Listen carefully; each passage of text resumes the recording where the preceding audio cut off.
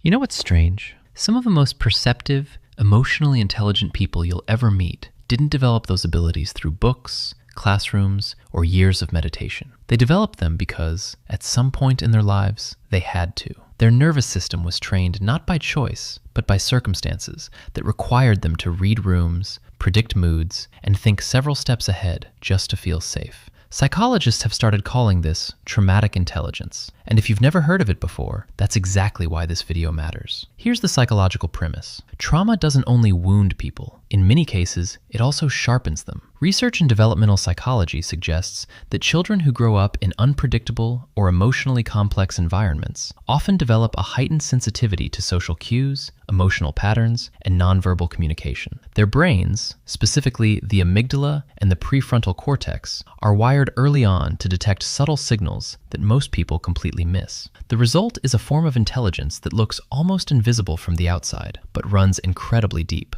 on the inside. The first sign is that you can read a room before anyone says a word. You walk into a space and something shifts in you, a quiet alertness. You pick up on tension in someone's posture or a micro expression that crosses a person's face for less than a second.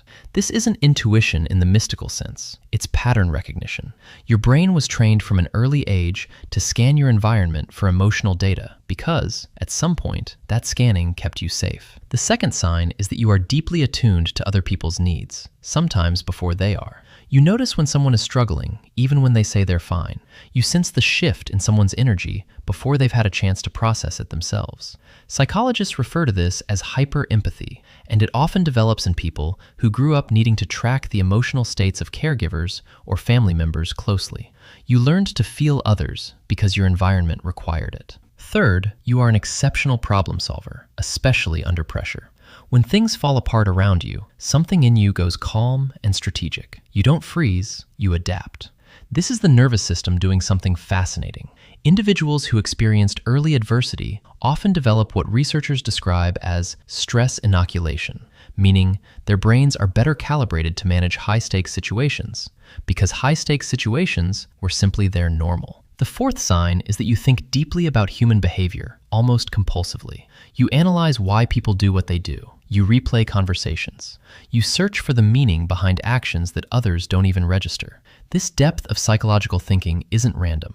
It was forged by years of trying to understand the unpredictable behavior of people around you. You became a student of human nature because understanding people felt essential to your well-being. Sign 5. Consider this for a moment. Everything you've heard so far, the perceptiveness, the empathy, the analytical mind, these are not weaknesses dressed up as strengths. They are genuine cognitive and emotional adaptations. And they tell a story about how remarkably responsive the human brain is to experience. So let's continue, because the remaining signs reveal something even more interesting about how traumatic intelligence shapes identity. The sixth sign is that you have a highly developed sense of self-reliance. You don't wait for people to rescue you. You build solutions, independently and quietly. This self-sufficiency often surprises people who know you, but it makes complete sense developmentally. When the environment in childhood wasn't reliably supportive, the brain learned to internalize resourcefulness. Dependence felt risky, so competence became the default. Seventh, you feel things more intensely than the people around you seem to. Music hits differently. Injustice bothers you on a visceral level. A kind gesture from a stranger can genuinely move you. This emotional depth is a hallmark of traumatic intelligence. The amygdala, which processes emotional experience, becomes highly sensitized through repeated emotional activation in early life. The result is a person who doesn't just observe the world, they feel it at a frequency most people don't have access to. The eighth sign is that you struggle to trust easily, but when you do trust, it's profound.